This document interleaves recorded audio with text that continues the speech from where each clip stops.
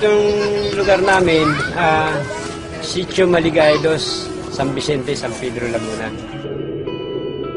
Siyempre, alam mo naman, ganitong lugar, squatter area, tabing release, dikit-dikit ang bahay. Madilim talaga dito sa lugar ko na to. Wala kami dito sa loob, lagi kami sa labas. Nadadapa kasi madilim, yung dadaan mo, hindi mo alam, may nakaharang. Tutulog na lang ako, lailaw eh. Ang tawag nila sa akin dito si Mang Dimi Solar. Napaliwanag ko yung mga bahay nila magdilim. Bubutas ka ng yero, lalagay mo yung bote, lagyan mo siya ng sealant, bago lagyan mo siya ng tubig na mineral, lagyan ng sunrocks. Bago kabit mo sa bahay, lagyan sealant mo para hindi tumulo. Ganyan lang kasimple yun. Dati yung ganito, ito kadilim nung bago ko pagkapitan. Ngayon, nung kapitan ko na, ito na ang liwanag niya.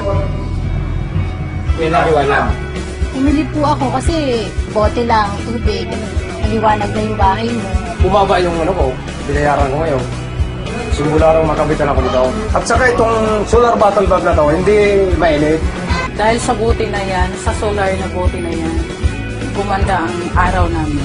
Ang nalagyan na namin ito ay bali 643.